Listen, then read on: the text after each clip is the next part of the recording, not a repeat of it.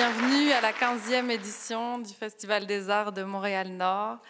Bienvenue ici, à la salle Oliver Jones de la Maison culturelle et communautaire. Alors ce soir, c'est un événement tout particulier qui nous rassemble. C'est le temps ce soir d'honorer les doigts de fée, les doigts d'or qui existent à Montréal-Nord, toutes ces couturières talentueuses qui vont finalement être mises en lumière, mais pas seulement elles, leur tenue également. Donc vous allez découvrir au fur et à mesure de la soirée 4 couturières nord-montréalaises qui vont vous présenter des tenues au style vraiment très différent. Et nous avons la chance également d'accueillir une bonne quinzaine de mannequins bénévoles, des personnes du quartier qui souhaitent les encourager, les soutenir aussi pour les aider à être mises en lumière correctement. Alors voilà, sans plus attendre, je voudrais laisser la parole à celles sans qui ce défilé de mode communautaire n'aurait jamais pu voir le jour. Je souhaiterais qu'on fasse une belle main d'applaudissements pour Kautar Ouarak. Merci de vous être déplacés pour venir nous voir. Le défilé communautaire du Festival des Arts de Montréal-Nord, c'est le défilé des Mains Folles du Nord de Montréal. Et c'est un regroupement d'artisans qui a vu le jour ici même dans la bâtisse. L'idée, elle est venue en 2013, alors que j'étais avec Amarante dans notre bureau en train de discuter. Puis on s'était dit que généralement, quand on vient à Montréal, on ne connaît pas un peu le terrain, on ne connaît pas un peu le marché artistique. Donc, plusieurs personnes, et spécialement les femmes, n'arrivent pas à trouver des issues pour leur création, des issues pour des marchés, je veux dire, de vente, des galeries et tout ça. Donc, l'idée, c'était de les regrouper, puis de pouvoir faire des expositions à travers Montréal. Et c'est de là que ça a commencé. Puis on a émergé, on va dire, d'ici, de la maison culturelle. Et c'est toujours une joie de revenir ici pour exposer, pour défiler et tout. Aujourd'hui, donc, il y a plusieurs couturières qui devaient défiler avec nous, mais qui sont absentes parce que chacune a eu on va dire, des empêchements. Mais on en aurait 4 aujourd'hui. Donc je vais vous demander vraiment d'applaudir leur création. Et je vous remercie encore une fois d'être là, puis bon spectacle. Et je vais appeler la première couturière à venir nous rejoindre sur scène. Je vous demande un tonnerre d'applaudissements pour Int.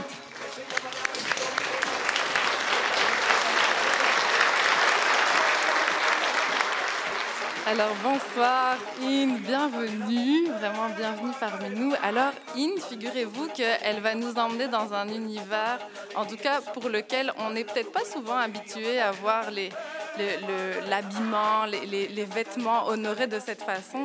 Inde, elle est vraiment une experte du crochet. Alors Inde, parle-nous un petit peu de atelier LGJ. Puis parle-nous de comment le crochet est arrivé dans ta vie. Et qui voient leur grand-mère tricoter, leur mère prendre du fil, faire des tricots.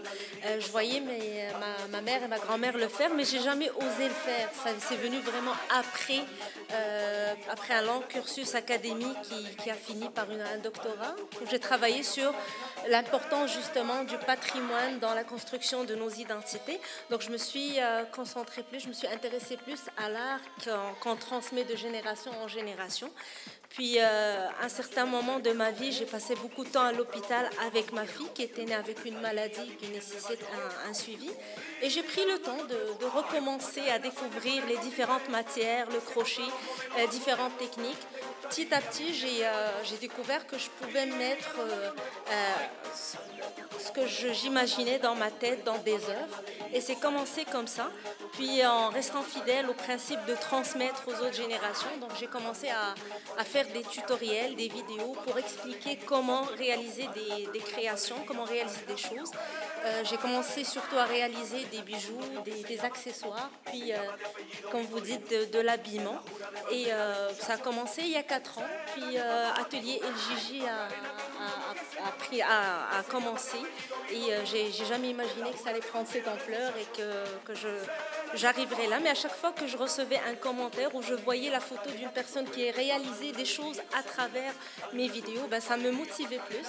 Wow. Et aujourd'hui, j'ai le plaisir de vous montrer quelques-unes de mes créations. J'espère que ça va vous plaire. Alors, je vous demande une belle main d'applaudissements pour Valencia.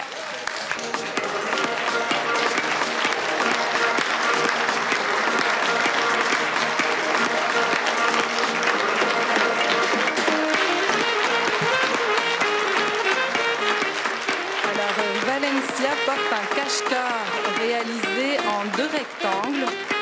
Figurez-vous que le point de ce crochetage s'appelle le point coquillage. Ils sont superposés, juxtaposés l'un sur l'autre. Imaginez-vous qu'on pourrait porter cette tenue à la fin de l'été, peut-être en période automnale, quand le temps se rafraîchit un peu. Magnifique. Merci Valencia, merci beaucoup.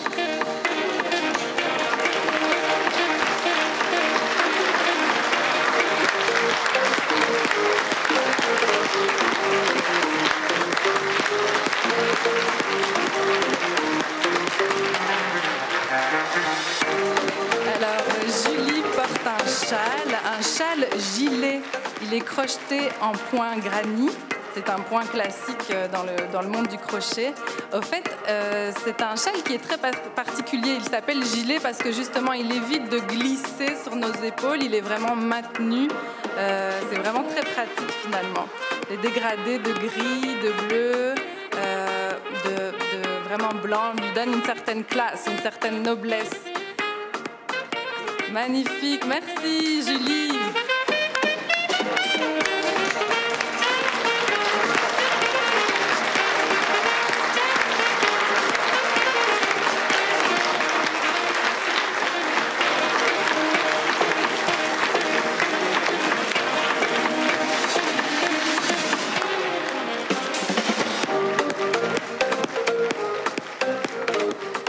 Alors, Vi porte un magnifique top en coton qui est crocheté en point simple. Elle porte également une étole rectangulaire en laine.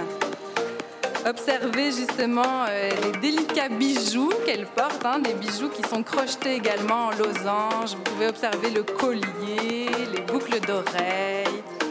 En tout cas, la couleur des bijoux rappelle vraiment la dominante du châle également. Magnifique création, très bien portée. Bravo, Vi.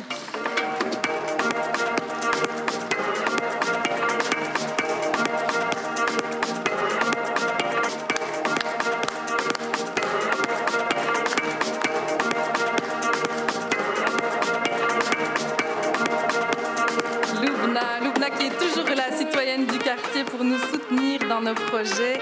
Elle porte un châle, figurez-vous, qui est réalisé en 3 étapes. Donc le dos forme un grand carré et les 2 ailes sont travaillées en continu à partir du carré. Magnifique, magnifique œuvre de Int. Bravo Loubna.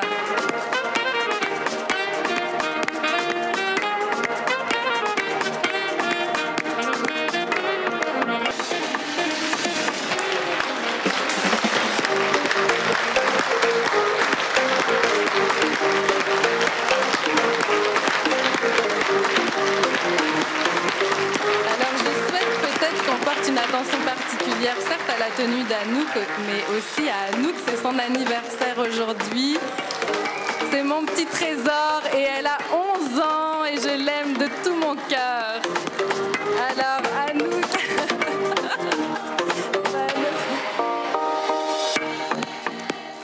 bonne fête Anouk. Alors elle porte, oui bravo, merci cher public. Elle porte un châle en point ajouré qui s'adapte à vraiment toutes les saisons. On peut dire aussi que le turquoise est assorti à tes ongles. Est-ce qu'on peut dire ça? Ouais, ok, bravo Anouk, merci.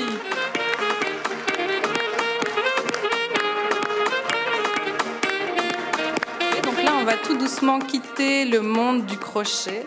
On s'en va dans un autre univers et on va appeler notre chère Kautar Ouarak, qui est vraiment artisane design du textile, Kaotar, on t'attend en avant.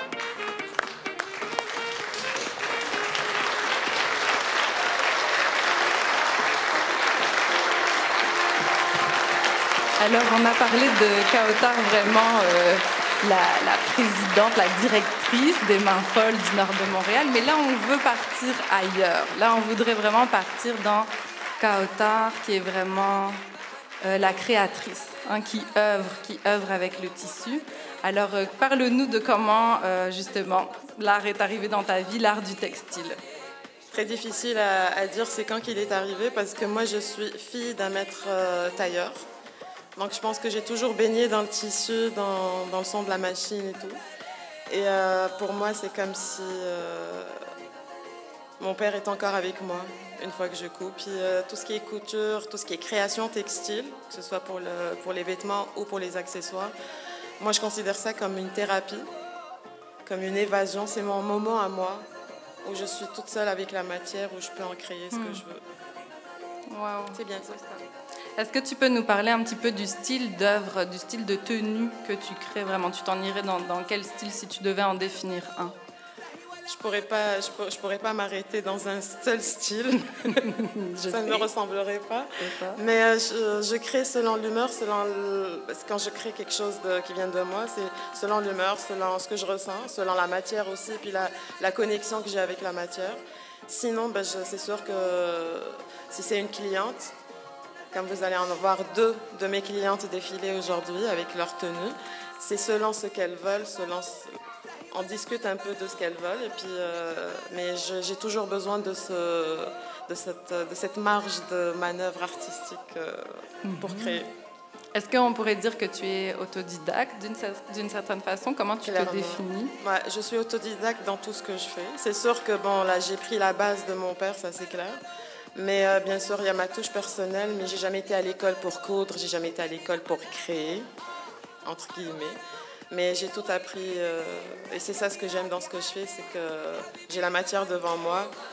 Puis c'est comme un débat entre elle et moi, puis il y a quelque chose qui va sortir. Je sais jamais ce qui sort à la fin, mais c'est un processus vraiment très intime entre moi et la matière.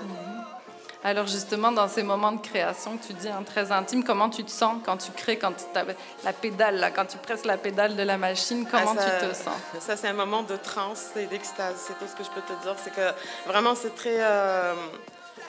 je suis vraiment fermée dans mon petit monde entre moi et la matière. Puis c'est vraiment, ça a toujours été une vraie thérapie pour moi de créer. Donc c'est mon moment à moi. Wow, super. Merci, Kaotar. On a hâte de découvrir tes œuvres. Merci.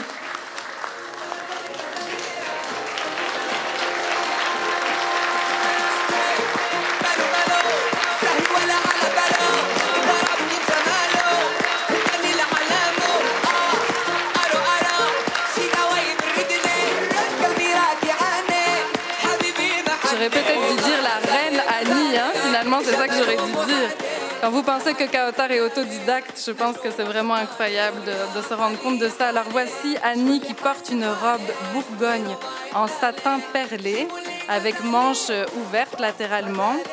Le devant et l'arrière de la robe sont en V. C'est une tenue qu'on pourrait dire royale. D'ailleurs, c'est une tenue qui a été faite sur mesure. Annie voulait que Kaotar lui fasse une tenue royale. Alors voilà, qui est tout à fait en lien finalement avec la personnalité d'Annie. Donc fais encore un tour qu'on puisse bien observer. Magnifique. Merci beaucoup Annie, bravo.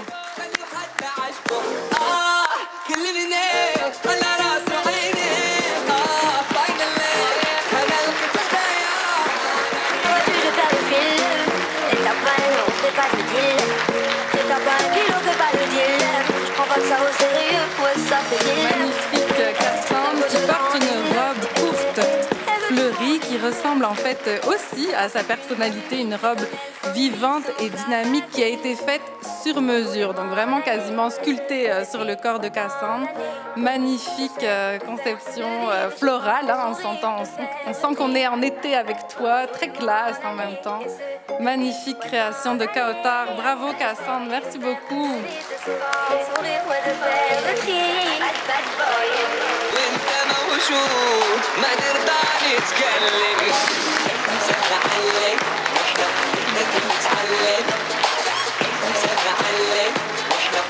Magnifique, Zineb. Alors, elle porte une robe longue en lin, perlée.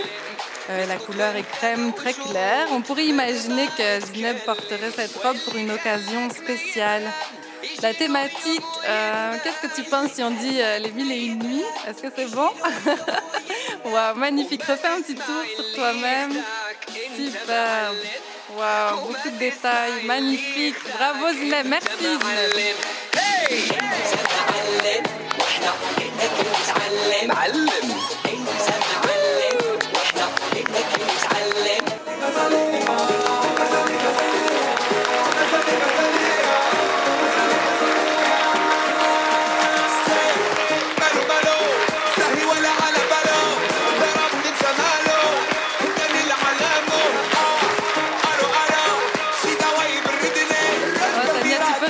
Reste là avec nous, reste là, t'en vas pas. Alors cette robe, je dois vous raconter l'histoire. C'est une robe vraiment qui a un magnifique passé. Au fait, figurez-vous que cette robe était suspendue, donc elle n'était pas une robe, elle était une toile suspendue sur la façade de la maison culturelle et communautaire en 2017-2018. Il s'agit d'une œuvre que j'avais réalisée en médiation culturelle avec une cinquantaine de citoyens du quartier. Elle faisait 5 mètres de long, elle représentait un gros œil et chaque citoyen a peinturé une partie. Puis à un moment donné, il a fallu décrocher cette toile du mur de la façade et avec Kautar, on s'est dit non, on ne peut pas l'acheter, on ne peut pas jeter cette toile-là, on doit en faire quelque chose. Et Kautar, avec ses mains de fée, en a réalisé une robe. Donc cette robe a été présentée au Festival des Arts en 2018, mais elle n'a jamais été portée. C'est la première fois qu'elle est portée aujourd'hui par Tania.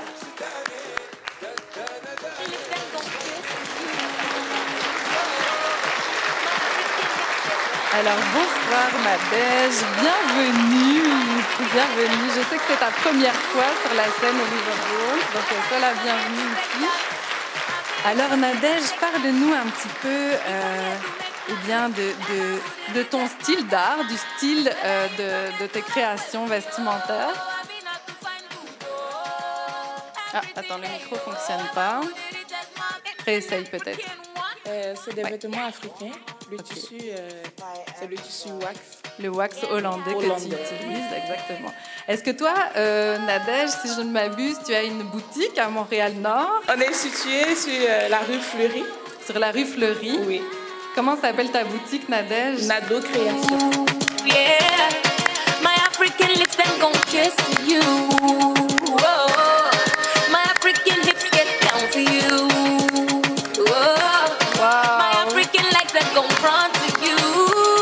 Magnifique, Julie. On voit que tu es fière d'être là, Julie, c'est bien. Julie voulait vivre une expérience en défilant ce soir. Je pense qu'elle aime son expérience vraiment. Alors, Julie, elle porte une robe enveloppe aux manches demi-volantes. La longueur est assez évasée. Et on appelle d'ailleurs aussi cette longueur la longueur trapèze. Donc voilà, magnifique création de Nadège. Merci Julie.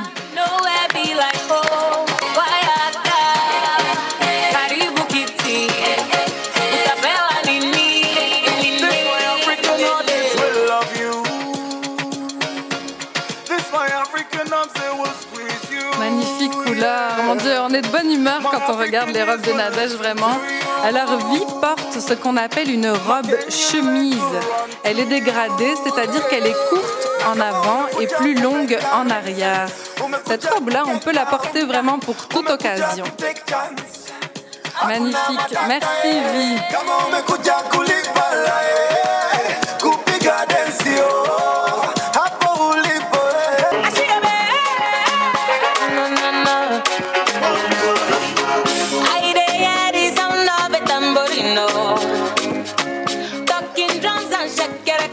Alors, Malak porte une robe asymétrique avec manches longues et une ceinture vraiment ajustée à la taille. Magnifique création sortie de la tête de Nadège, portée par Malak. Merci Malak.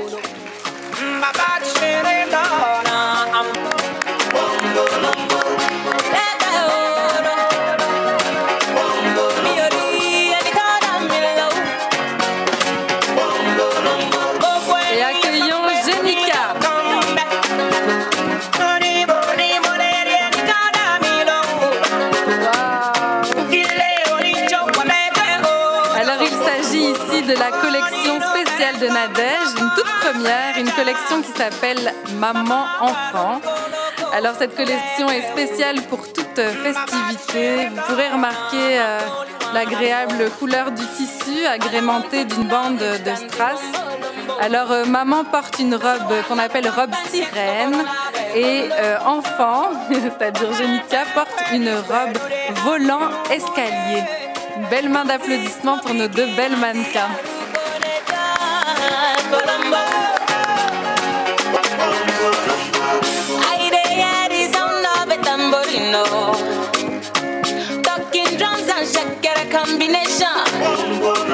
Alors Valencia, figurez-vous que c'est son premier défilé de mode sur scène, même si elle défile beaucoup à la maison, paraît-il.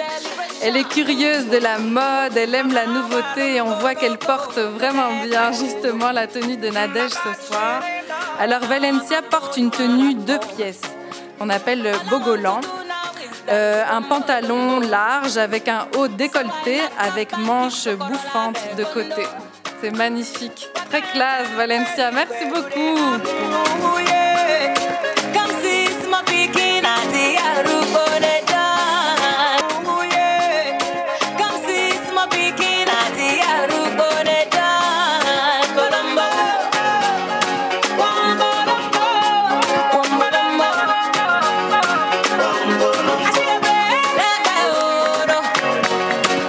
Alors, Zineb porte une robe de soirée. Le motif s'appelle le motif ballet. Il y a un volant au contour de l'épaule, les épaules sont dénudées. C'est très classe aussi. Bravo Zineb, tu portes très bien cette robe.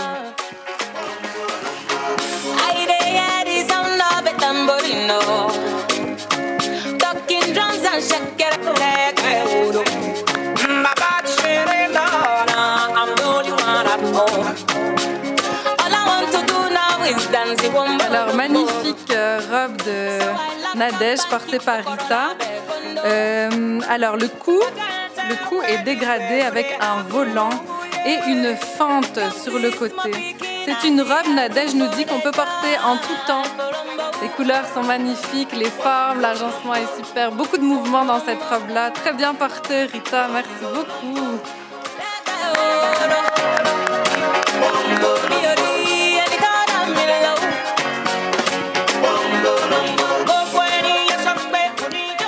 Alors maintenant, nous accueillons notre dernière couturière, la 4e, qui n'est ni plus ni moins que Grande Mamie. Alors, Grande Mamie, accompagnée de Claire Asseli-Sénat, je vous invite sur scène dans la lumière. Une belle main d'applaudissements, s'il vous plaît. Alors, on a une histoire un petit peu particulière à vous raconter au sujet de notre grande star du soir, Grande Mamie. Mais je vais laisser vraiment Claire Asseli-Sénat. Peut-être que tu voudrais prendre ma place, Claire Asseli, pour parler de Grande Mamie, parce que je sais... Mais... Ouais, c'est ça. Ok, d'accord, parfait.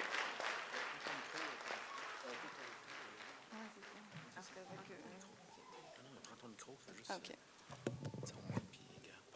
Ouais, c'est ça. Merci. Tu peux retourner... Alors, c'est ça, si tu peux aller au micro du centre, c'est parce que tu connais la gimmick qui se passe là. Alors, c'est passé une histoire vraiment très spéciale. Il y a de ça 2 ans, je pense. Il y a de ça 2 ans. En médiation culturelle, on organisait un événement sur la place L'Archevêque. Savez-vous où se trouve la place L'Archevêque à Montréal-Nord, plus ou moins? Oui? OK.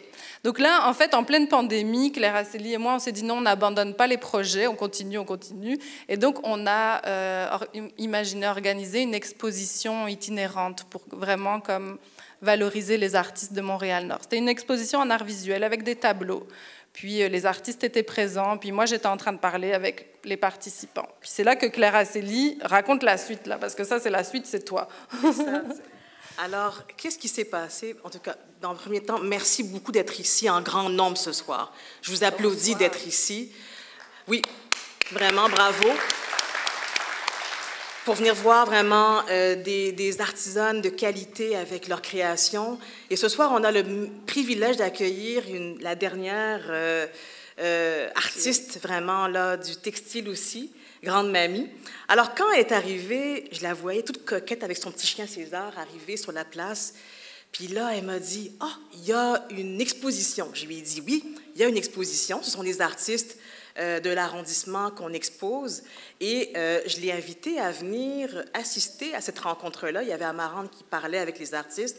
Et puis moi, j'accueillais le public au fond de bord en bord. Et là, elle est allée, elle est retournée et elle m'a dit, « Est-ce que moi aussi, je peux exposer un jour mes œuvres? » J'ai dit, « Bien sûr, il n'y a pas de problème. Qu'est-ce que vous faites comme... » Ben, je suis une artiste de la couture. J'ai dit, « Parfait.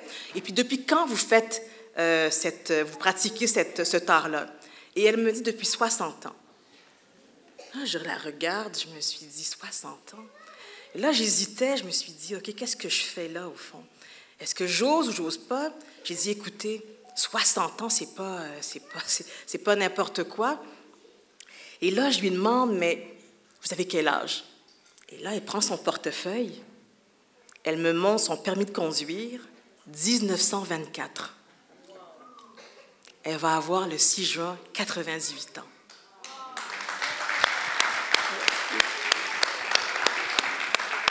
Et je lui ai promis, il y a de cela 2 ans, qu'elle allait réaliser son rêve d'exposer donc tous les vêtements que vous voyez dans l'Agora. Ce sont des vêtements dont la robe de mariée créée par Grande Mamie.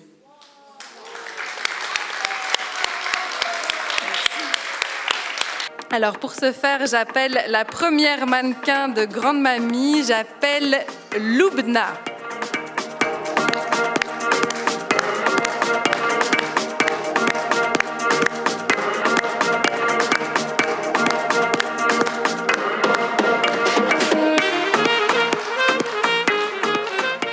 Alors, Loubna porte une jupe qu'on a appelée avec Grande Mamie la jupe printanière.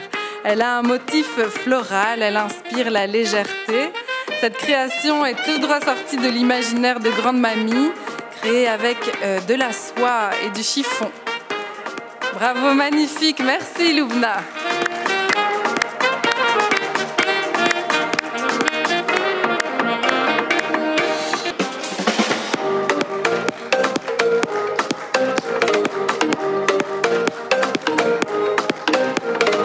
Alors, Jeannette porte magnifiquement bien cette blouse de soie avec chiffon également.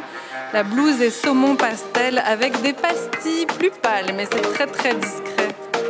Magnifique création de Grande Mamie portée par Jeannette. Bravo!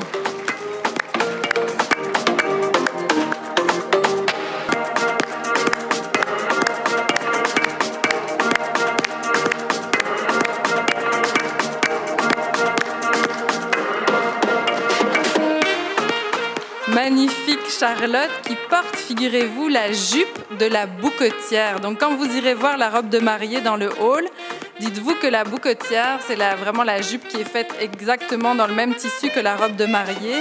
Elle est montée sur un jupon en soie et tout est perlé à la main par Grande Mamie. Alors une belle main d'applaudissements pour cette magnifique jupe. Merci Charlotte, bravo!